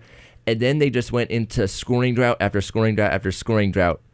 And it was the bleeding, it was like a slow wound, basically, and like a slow heal. And it was just I want to see them play that Buffalo team again. And I feel like since they've changed a lot, that it'll go a lot better for them. And those scoring droughts won't be a factor because I don't think they'll go into them. Yeah, you look at the recent stretch and save for a pretty tough loss against Ball State, who we know has kind of just been rolling everybody. You've got the win for the MAC Sun Belt Challenge against Arkansas State. Obviously, the win against Central Michigan most recently, just yesterday. Go back before that Ball State game, you've got a win over Central Michigan again, win over Akron, lost to Toledo. But, largely you've been stacking some wins here and there. You're getting losses too. But it feels like they're in a good spot momentum-wise if they can, really grab another win here this week. Or, ideally two. I feel like if you get 2 wins from, Western, Toledo, I think safe for Ball State staying undefeated. that's as hot of a streak as, it's kind of going on right now. Toledo themselves are on a tear, on a 6-game win streak right now. But obviously, were the Falcons to come out the winner of that one, it might change the kind of the vibe around them a little bit, because it still feels very like, I feel like when we talk about them, we're noticing a lot of strengths, and, again, they're figuring out their lineup. You got some players who were like maybe not like solidified certainties at the start of this year that are now, Lexi Fleming returning to form, the emergence of Paige Cole or Janae Donahue, really finding her own stride. But they are still 6-6, and I feel like we talk about them in a little bit more, because I think we all agree, they're clearly a good team with a lot of potential, but also like they are very definitively middle of the pack. And so, to you, what is the catalyst? Why are they losing these games that they're losing? What's the biggest thing? How's a team going to stop Bowling Green if they're looking at them on the schedule? I think consistency has been an issue for them, and playing on the road. Kind of going back to the Buffalo game, they had a multitude of scoring droughts. And then you go into that Miami game again. This one was on the road this time, but they didn't play too good, and just the scoring droughts plagued them so much. And it seemed like they were taking shots that they necessarily should not have been taking. And obviously they play as a team really well, but it felt like they weren't at that particular time, especially for road games. And that's kind of shifted as of late. So I think that's the reason why you're seeing the inconsistency, is just because, those big scoring droughts, and just trying to figure out like which starting five are we going with and how the players like complement each other. So you think that now that it's a little bit more established what a kind of starting lineup consistently might look like, and that they've had more time to show the floor, you think that kind of remedies out that issue more than not? Yes, and also just, the bench rotation as well. Coach Emile is keeping that consistent now, and consistency is a huge key to success in pretty much any sport. Yeah, certainly. When you look at those scoring droughts too, again, you watch more of this team than anybody in here, certainly, and probably most people. What do you think is the biggest catalyst? Are they losing confidence at times? Are they just taking bad shots? Is their spacing not allowing them to find good looks? What do you think's happening, or has happened there at least? During the big scoring droughts, I've noticed that a huge piece of their offense is Erica Porter and her presence underneath. And if they're unable to, hit mid-range shots, at least on a consistent basis right from the beginning, the defenses usually key in on Porter underneath and lock her down. And, points in the paint is so pivotal for them.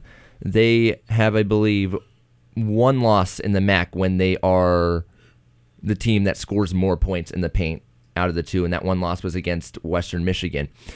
So if they can open up that paint game, that is huge for them, because they need Porter's big presence underneath. And also when you open up that paint game, that opens up more things from the mid-range, from the long range, and gives you more space. And another thing is when all the players are hot, basically, or doing something big, that it spreads out the defense, and like I said earlier, gives you more of the one-on-one feel and doesn't put as much pressure on you, the individual.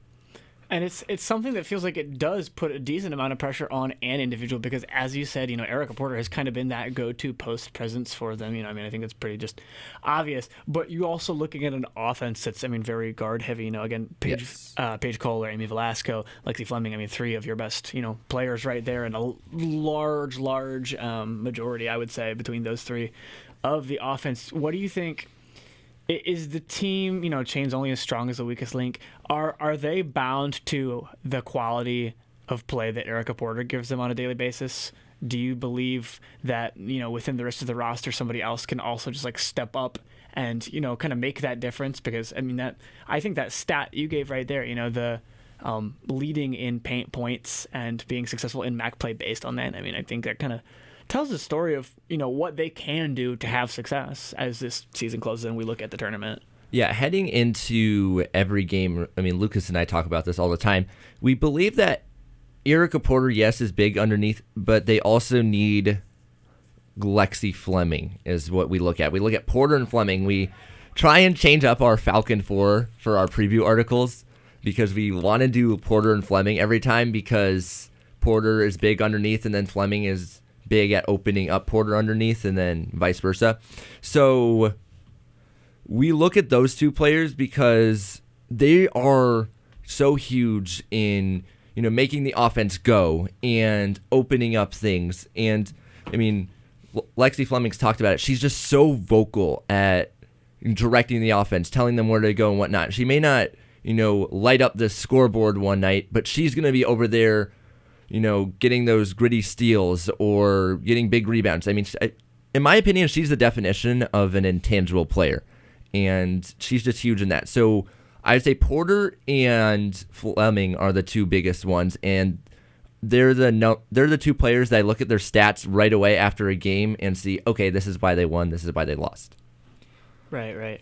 And I think it's, I don't want to say a surprise, but like definitely just something you look at, and it's nice to see that Lexi Fleming having that kind of big impact. I think there were probably, I think most reasonable watchers had some, question marks, watching her, kind of slowly reintegrate back into that high volume of play time, just because it's kind of the role they've called on her for when she's been available for it. And they're at their best when Lexi Fleming is playing at her best, which again feels like an obvious statement, but is still, very, very true. Caden, is there anything else looking at this next stretch here, Western Michigan, Toledo? Is there anything else you want to talk about with that? Anything that stands out to you? I want to go back to Donahue and talking about her for a minute. Right now, she is 4th in the MAC in steals per game. And when you look at this starting 5 and you instantly think, oh, they're shorter. Then if I just stack in my tall players, I'm probably going to have more success. That's what Central Michigan did yesterday. But that isn't the case because Donahue, to me, is a player that plays so much taller than her 5'8" stature. And even with Paige Kohler, she's another player that can play so much taller. She had a block yesterday on a 6'2" Darlington. So, again, they are very athletic players. They can jump really well and play bigger than they are. Caden, we have a call for Western Michigan on Wednesday. Is that correct? For sure, Lucas will be there. I'm still to be determined if I can travel with the team or not. We'll know if I'm on that by tomorrow sometime. But yes, Lucas will for sure be there. WBGU 88.1 FM, the exclusive radio home of BGSU women's basketball. That game is scheduled to start at 7 p.m., I believe, and pregame will start at 6:45. Had a little bit of practice talking through that one, haven't you? Just a little bit. Just a little bit. Well, we'll have to look ahead. Women's basketball takes on Western Michigan next in Kalamazoo. Lucas Kleinmeyer at least, and maybe Caden Knapp on that call. Definitely tune in for that one. And as always, bgfalconmedia.com will have previews and recaps of all of the action going on there. We're going to go ahead and pivot to the other side. It's time to talk about some men's basketball, and we've got Tyler and Artie both here to talk about it. Been a minute since we've had you both in here. Take it away. What's been going on with them? You got a win over Buffalo yesterday, and a loss on Tuesday against Ohio.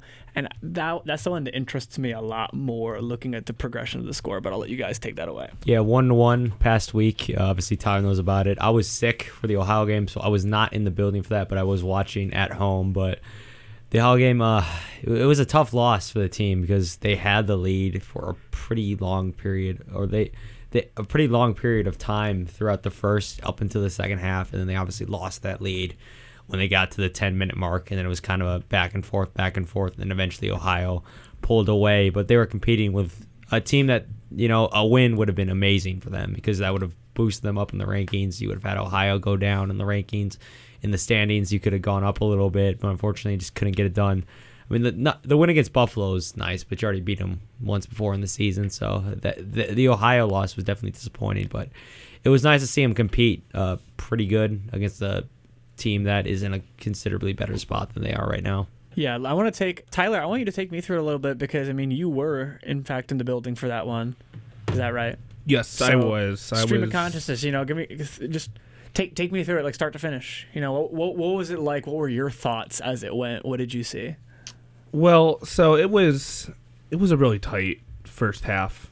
I mean, BG leading by 2 at the end of the first half, only because of a huge Marcus Johnson 3-pointer at the buzzer to end the first 20 minutes of the game. In the second half was just controlled by Ohio. Bowling Green came out a little flat out of halftime, and a few Ohio guys, notably Sharif Mitchell and A.J. Brown, heated up in that second half.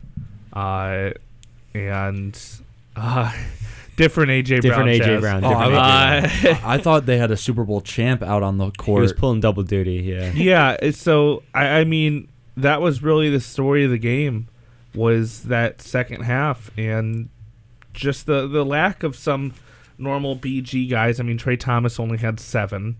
You did have 5 guys in double digits, but outside of Derek Butler off the bench, you had 1 bench point outside of Butler. So it was one of those, you didn't go into it expecting to win, but not winning that game makes the rest of the season a lot harder because you have to beat certain teams now. They can still get in. We should mention that. They can still get in the tournament. That's the main thing we're looking at this point now, is really just how do you make it to the MAC tournament?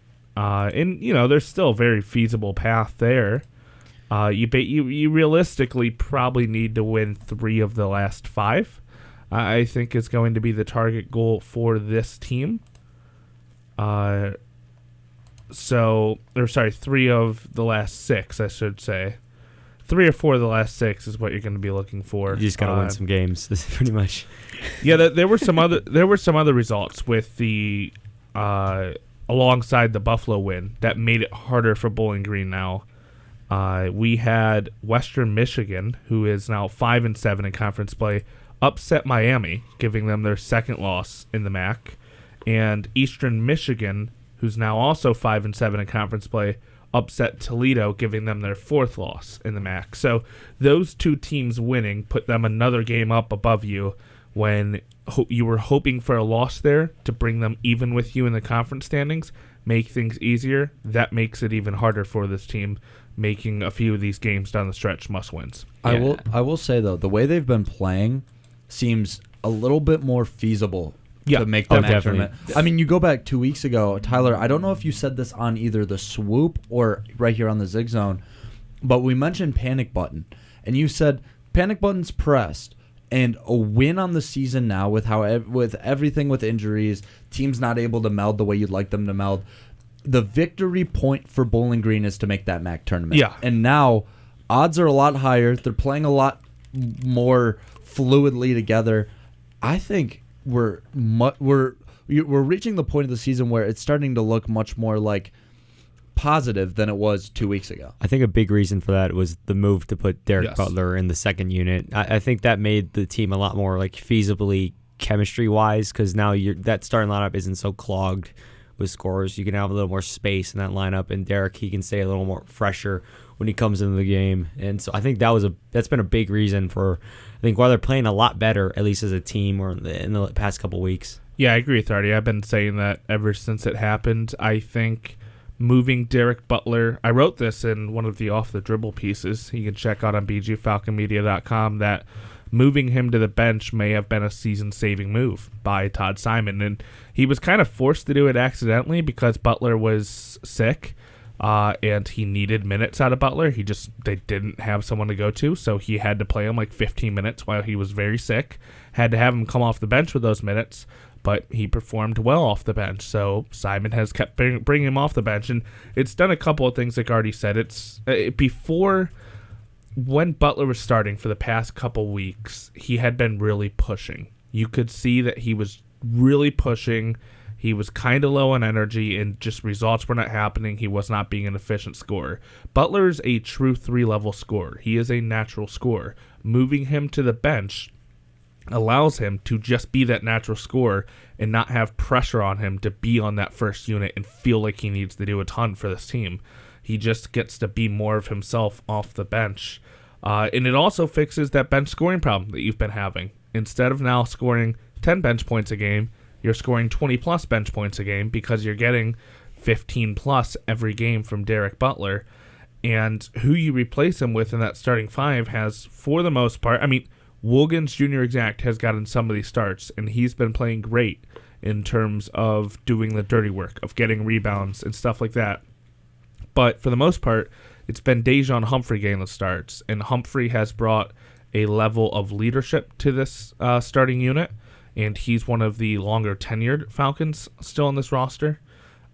So he has really, he is kind of feeling like, if you remember P.J. Edwards from last year, what I imagined P.J. Edwards would be is kind of the role that Dejon Humphrey is filling right now. He's giving you 6-7 points off the bench, or 6-7 points starting, but at the same time, he is poking away a couple steals a game. He's grabbing a couple rebounds, getting a couple assists. He's just doing a little bit of everything, which fits what they were missing in that starting rotation for the Falcons. Definitely, I think, nice when they can find some sort of just, we've been kind of doom and gloom on this team a lot this season, and I think that finding something that's working both differently and kind of a step forward, and maybe something that they haven't been doing all year or for an extended period of time, is can't really come at a better time, I guess. Again, you know, as we were kind of saying with the women's, you're really getting to the I mean, it's end do of or the do line here. it's do or die now for this Falcons. You just kind of got to lock in and just do as well as you can in these next 6 games. Yeah, I mean, if we look at the schedule, which is probably where you're going next, Holden, you look at the next 2, and to me, these are games that I do not expect the Falcons to win either. But it would majorly help them if they do win one of them. The 2 games are Kent State at home on Tuesday and at Savage Arena in Toledo on Friday. The Toledo's national television on CBS. They're going to be big underdogs for both of those. I don't expect them to win either. What that sets up then is you need to win either 3 or 4 of the final 4 games on the road against Eastern, home against Ball State, on the road against Northern Illinois, home against Western Michigan. You've already lost against Eastern. So really you need to beat more than likely Eastern, Northern Illinois, Western, and then possibly have a Ball State win depending on what the rest of the MAC does. Because 3 more conference wins would put you at 7 conference wins. Right now, that buffer spot is 5. So, yeah, I was just about to mention you kind of realistically you need 3 or 4 more conference wins to get another tournament. Also, with the MAC standings, that middle section with Eastern Michigan, Western Michigan, and Central Michigan, all the Michigans, is so clogged right now. Like you're gonna have to have them lose games besides BG, of course, because it's kind of such like a tough spot to be in because you're 4-8, above you is 4-8, above you is 5-7, above you is 5-7, and above you is Ball State at 6-6. So that's a really like clogged kind of like middle section where you're trying to like aim for at the moment because you can't really get one of the top spots in the conference now at this point of the season. To be fair though, you look at it, I mean, their back end is super winnable though. It is. You're just going to need some help by Eastern or at this point Eastern or Western because Ball State's already at 6 conference wins. You're going to need Eastern or Western on top of beating them. You're going to need one of them to slip up and not win a few more games too. But it is really Bowling Green is in the driver's seat to make the MAC tournament, whether it feels like it or not. You look at the schedule, the games they have. It's all up to them to control their destiny the rest of the season. You have 6 games left. You need 3 or 4 wins out of those 6 games. They just have to go out and beat the right opponents. They have to just win games. And if they don't make the MAC tournament, they're going to have no one to blame but themselves. Maybe I'm Mr. Overreact, and I think I've stapled this point down at this point. But I don't. If I'm looking at the schedule, I don't think they beat Kent State. Kent State is just too good. I agree with that. I think Bowling Green march into Savage Arena and beat Toledo. I don't think that's that a they're little gonna tougher lose. just based on like the history. It's a rivalry game. You never know. I mean, we lost to Kent by 18 last time. We lost to Toledo by 13. I honestly think, Kent State's probably a tougher matchup. Savage Arena is such a hard place to play. It is. And you already look at the such home a and hard away. place to They're play. 7-6 at home on the year, 2-8 away. Yeah. It is the Battle of I-75. It's a rivalry game. You never know what happens in rivalry games. It wouldn't be the most shocking thing to ever happen in college basketball. I mean, if they win that Toledo game, that opens up so much for this team. I'm going to be honest. Holden, pull out your phone, take a picture of that timestamp right now. Bowling Green is going to walk into Savage Arena, and they are going to beat the Rockets at home, or I guess on the road for them, but at home for the Rockets. And because of that, Score prediction? clip that. I think they win by 5 or more. Okay. Okay. And We're gonna remember that. Get ready for this. Then they take on Eastern Michigan. I think that's a win. Yep. Yeah. Then they beat Ball State. They beat NIU, and then they lose to Western to end the year. Okay, so like 4-2 to end the season. Yes. That's where we're going With All right. an upset against Toledo, and then I think they fall Yeah, I mean, you flat probably against sneak Western. into the 8th spot. You probably knock out Eastern in that scenario, and Western's probably one spot above you. Now, obviously, I'm not. The only prediction I want you guys to hold me to is that Toledo game. The rest of them, I think they win 3 out of those 5, because Kent I think is a for sure loss, and then Eastern, Ball State, NIU. I think they'll beat NIU for sure. The rest of them toss up, but I think they will end up winning at least 3 of those. Looking at the schedule now, it's making it so much more harder too, because you do not face Central again. Yep. Central has the tiebreaker over you. You're currently tied with Central for 10th in the conference. So not only do you have to pass one of Eastern or Western, you have to pass Central. You're at the same number of wins. So it's starting to make that 4 number feel a lot more likely that you're going to need to hit. And if you beat Toledo like Chaz is predicting, you probably get to that number. I think they win 4 games out of that 6-game stretch. I think if they don't beat Toledo, they win out to end the year. That's a tough task. I know it is, but I see, the thing that makes this so much harder with this Falcons team is they've only won 2 games in a row twice. Right. They have not won more than 2 games in a row this season. They have not won back-to-back conference games 1 time this year. I got you, Tyler. They beat Toledo, they beat Eastern, they lose to Ball State, beat NIU, beat Western, and there you go. They don't lose. They don't play, or they don't win 2 in a row. We're either going to play that timestamp and Chaz is going to look like a genius, or we're going to play that and it's going to be another loss for Chaz. Genuinely, though, I've been on the court for a lot of these home games. Watching them up close, the team I saw against Coastal, the team I saw against Ohio, is different than the team that I saw. In those games. I can agree with that.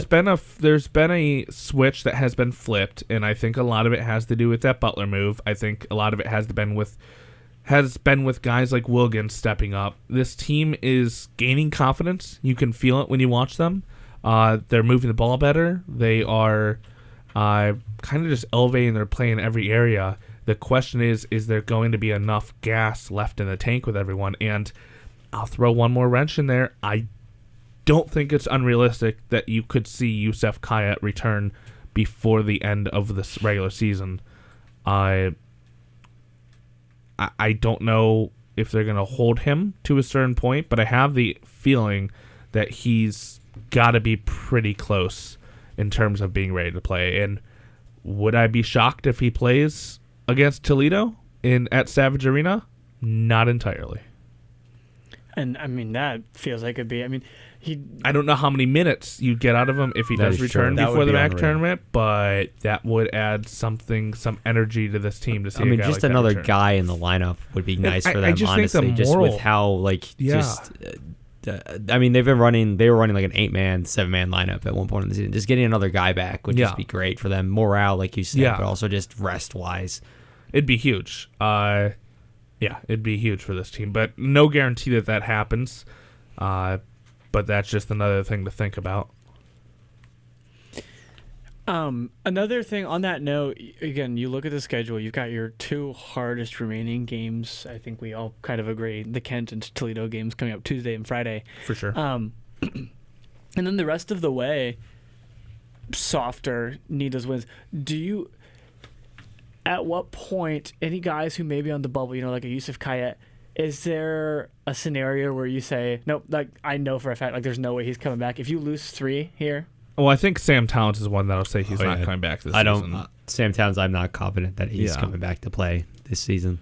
I've seen Yusuf. I know Yusuf Kayet has been practicing. I don't know how full of a participant. I'm not there for the entire practice. I know he has been a participant. I have not seen him dress for a game yet, which is notable. I think it's tough to tell because who knows. It could also be, let's say they're holding on to Yusuf Kayet for a chance if they make the MAC tournament, then they'll play him. I think if you get eliminated from the MAC tournament, I don't really think you bring him back unless he's like dying to play. Then maybe you play him. But I think if he's ready to go, even for 10 minutes a game, and you have the option to play him, I don't see why Todd Simon would not play him. You really have nothing to lose at this point in the season. I mean, your backs are fully up against the wall at this point. You are not. If we were looking at betting odds for this, I don't know what they're at. The Falcons are not currently favored to make the MAC tournament. I can guarantee you that. If you have an ESPN percentage, they're below 50% to make the MAC tournament. I'd probably put them right now today in the 30 to 40% chance range. I think they make the MAC tournament. They're not out of it, but they are underdogs. So, it's going to be interesting to see how things shake up, especially if you do lose Kent State Toledo, then you're coming off 2 straight losses. How are you confidence-wise going into that 4-game stretch? And 2 of those last 4 games are on the road. So, like you mentioned, this team has not been a good road team. That's going to factor into some of these. They've hung with some of these top teams, though. I mean, if you take out the Kent State and Toledo games, they hung with Ohio, they hung with Miami, they hung with Akron. That's 3 of the top 5 teams in the conference that they were in the games with until the final couple minutes. So this team still has fight in it. It'll be interesting to see how things shake up down the stretch. And something, I've been looking over these standings while we've been talking about this, and, it's kind of a mess, around the Ball State, Eastern, Western, Central, Bowling Green. It all blurs together, basically. But I was looking at the individual schedules, too, and, for example, Central has both Eastern and Western on their schedule still. So I think I feel pretty strongly that you're going to need 4. Yeah, but looking at Central there is absolutely a scenario in which you could get in with less, depending on what happens with those other teams in the middle of the pack. If one of them really starts to separate itself, you're going to need the directional Michigans to really trip up down the end of the season. God, I love the term directional Michigans. Yeah, it's BG versus the entire state of Michigan right now in the later half of the season. I'm with you, Chaz. Directional Michigan. I always get a laugh out of it. I don't know why. It's just it's a good term. It's a good terminology. And it's like, does that happen in any other conference where they have 3 to 4 teams all with the same state and then just different directions? Can't really think. I mean, I don't think. Yeah.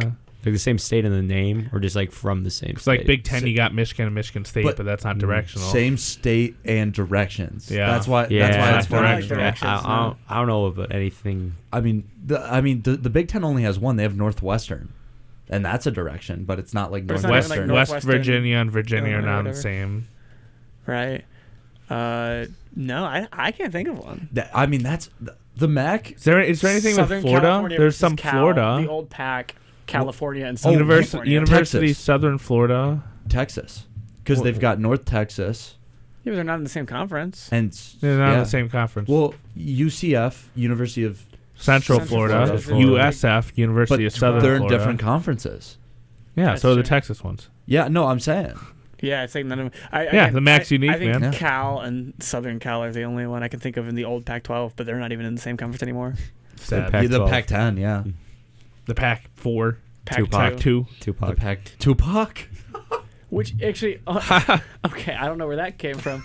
On the topic of the Pac teams, though, not to sidebar too much, but who was on? I think it was Gonzaga and San Francisco were playing the other night, West Coast Conference basketball, and I was so like I don't keep up with basketball outside of BG too much in the college world, Yeah. and seeing Oregon State and Washington State in those standings hurt my brain. Like I'm still, as somebody who like really enjoys watching those teams in the Big Ten in football, like I have not recovered from that still. Like it really throws me every time. The Conference of Champions, man. It was special when it was around. Late night Pac-12 basketball.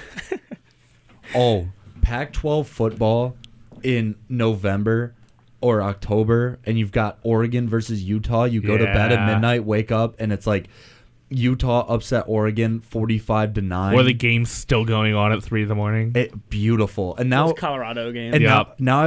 now in the Big Ten regular season, you've got Washington versus Rutgers, and that's just a game everybody's like, yeah, that happens. Like, who cares?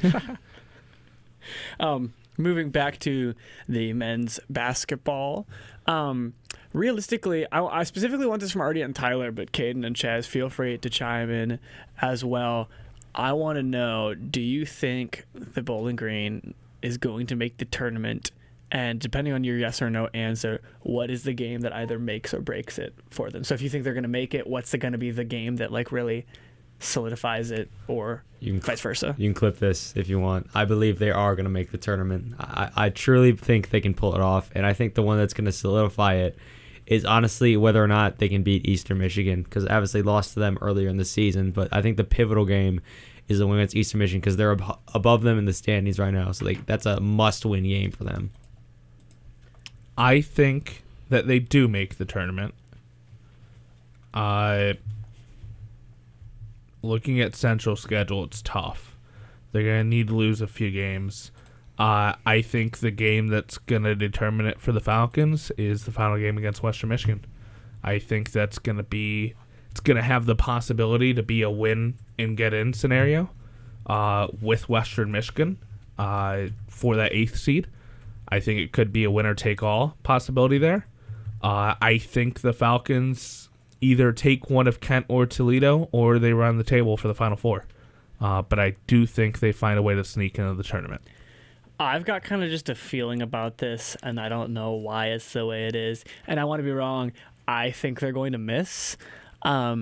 And the one I'm looking at, I feel like they have some ounce of momentum right now, even if it's limited.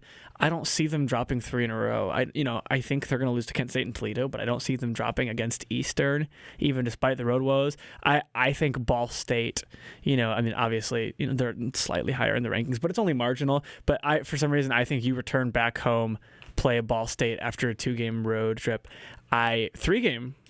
No, Kent's at home. No, it's a 2-game road trip, Toledo and Eastern. But that home game against Ball State on March 1st, I think that's going to be a loss on one that they need to have, and going to be the nail in the coffin for them. Very real possibility. Let's get out the spoon and stir the pot, because I want to hear this for both the men's basketball beats. Okay, so What are we doing? Never heard that term If before. Bowling Green tomorrow on Tuesday, February 17th, at home. Okay, It's Chaz, Sunday. It's Sunday. Yeah, it's Sunday. Oh my goodness. Monday.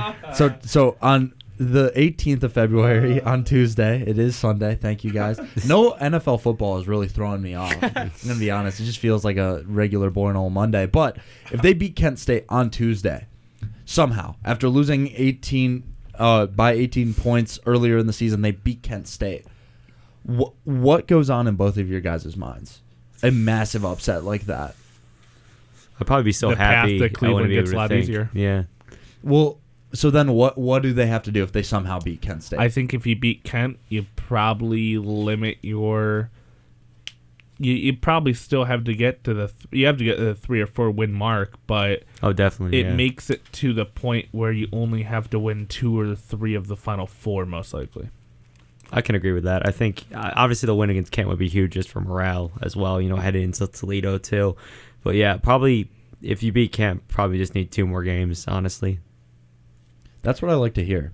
I like I always love a good chaos scenario. So does Chaz think we beat Kent and Toledo? No. Are you locking it in? No. You can have Holden clip it again. Chaz thinks we're going to run the table and win the final 6. Stamps. Okay, but what if we did beat all 6 teams and then won the MAC tournament and then made it into March Madness and then we won March Madness and then what happens then, guys? I'd probably cry. Cry and clap. I'd wake up from the dream. That's a good one. Todd Simon blank check. That's what. Yeah, write down any number, Todd. Build the statue. I also I agree with you, Holden. Though I'm not too confident. I mean, like we've mentioned, they've been very injured. But yeah, just this point, I mean, it's just uphill. You gotta believe, Caden. You gotta believe, man. You gotta believe. Just wait till conference play. Tyler knows about that line.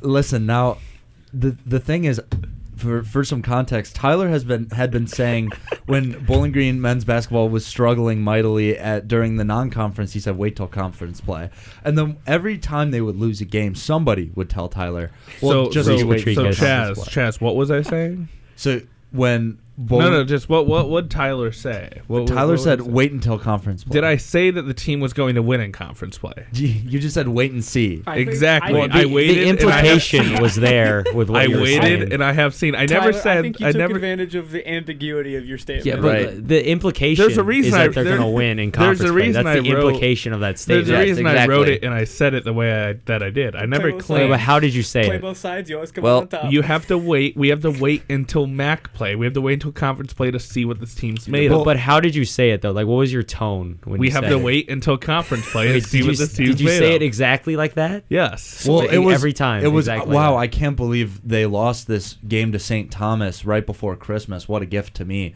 And then you say something like, "Well, just wait until conference play." And I don't think you meant it in the way of it can somehow get worse. I meant it in the way that we are saying we cannot make a judgment on the baseball team until conference play, where we did not know how the season would officially go until you get to conference play, because that's all that matters when you're in a one-big and you're conference. Right. And that's what I want to spin this into. My fear of when baseball lost 0-18, I was so afraid of the Reese Patricus, our BGSU Falcon Media Sports Network football beat, saying just wait until conference play. That was my fear of becoming the Tyler Cavaliers. But I will also say that didn't happen. Fear. And that's just one thing I just absolutely adore, is the fact that we have that little clip, that little gem that will last longer than men's basketball season. And it will hopefully it just won't bleed. I'm just saying hopefully it doesn't bleed into baseball. That's my fear. Just praying on it, staying out of your beat. Guess we'll have to wait until conference play. No. Now you're cursed, buddy. Now we have you on air saying it. Clip that. Don't worry, I've said it before. Again, I feel like, but the implication of that statement, like the way you mentioned it, was that like they were gonna win. I feel like every time you said it to me, that the implication was I didn't know that they were gonna win, and we all took it that way as well, except for Tyler. So maybe you guys need to think a little deeper about stuff that you read or hear. I think you're just changing it. Interesting theory. Raise me this, then Tyler. What do you say to any I won't say haters, but anyone doubting that the team may be successful, who may have correctly predicted how this season would play out? Say it again. Well, when you say wait till conference play, it's okay. They're going through a rough stretch, but I think we kind of mostly agree that carries a little bit of an implication. Whereas a Ben Korak or a Reese Patricus chirping you may have a pot suggested that the season may play out kind of the way that it did. Now, what do you say? How do you address a Reese or a Ben? Calling it maybe more correctly. I really do not care about what they feel about it. To be quite honest, that really holds no weight to me. And I will also clear myself by say when I started to say this, it was before. Here we go with the justifying again. I really started it before we knew the severity of the Yusuf Kayet and Sam Towns injuries. That is fair. That is a fair point. I said that because, one, I knew that it would all come down to conference play of whether this team would be successful or not. Well, and I had the assumption that they would get one of Yusuf Kayet or Sam Towns back at some point, and you'd be able to find out what the team's made of. I've been wrong on that one. They have not gotten either of them back. No, it's okay. So, it's something that was said, something that was written. Fair There enough. you go. All right. Well, I believe as it's 55 and there is a show that does directly follow this one, that's going to do it for the time that we've got for today. As always, to keep up with any Falcon Media Sports Network content, you can follow us on Twitter X at BG_FMSN, as well as engaging with BG Falcon Media on Facebook, Instagram, and other social platforms. Also, be sure to check out both BG Falcon Media as well as BG24 on YouTube to keep up with our highlight packages, rebroadcasts of this show, as well as broadcasts of games, and certainly catch the swoop when it comes out on Tuesdays as well. Exactly. Check out the swoop on BG Falcon Media's YouTube. Once again, this has been the Zig Zone Show, your only home for everything going on in BG Athletics. For Chaz McNeil, Artie Abrego, Caden Knapp, and Tyler Kavlitz, I'm Holden Ruck saying goodnight, and I Ziggy.